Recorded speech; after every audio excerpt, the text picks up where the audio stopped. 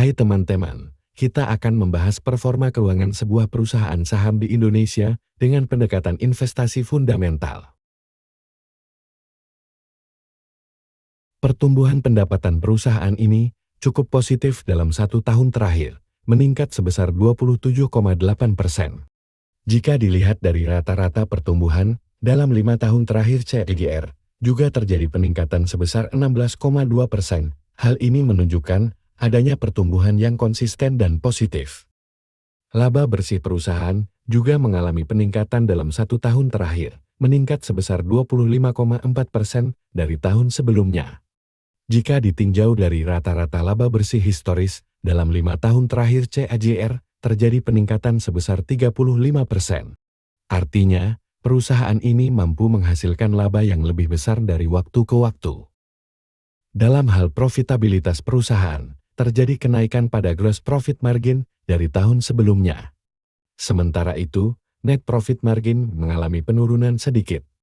Namun, perlu diperhatikan bahwa kedua margin tersebut masih berada dalam kisaran yang sehat. Posisi perusahaan berdasarkan return on asset ROE dan return on equity ROE tetap baik. ROE mengalami penurunan sedikit, sementara ROI mengalami peningkatan sedikit. Jadi, perusahaan ini masih mampu menghasilkan keuntungan yang layak dari aset dan modalnya. Perlu dicatat bahwa tidak banyak perubahan signifikan dalam keduanya. Dilihat dari rasio debt to equity, kesehatan keuangan perusahaan ini tetap baik. Terjadi kenaikan sedikit dalam rasio tersebut, namun masih berada dalam batas yang aman. Berikut adalah Buffett Score perusahaan ini, 5 Juni. Dalam aplikasi investor, kamu bisa menemukan penjelasan lebih detail tentang Buffett Score dan mengakses lebih banyak informasi investasi. Oke teman-teman, sekarang kita akan membahas tahap yang paling ditunggu-tunggu, yaitu valuasi. Valuasi adalah proses menentukan nilai sebenarnya dari sebuah saham. Margin of safety adalah selisih antara harga saham saat ini dengan nilai sebenarnya. Jadi, valuasi dan margin of safety sangat penting dalam mengambil keputusan investasi.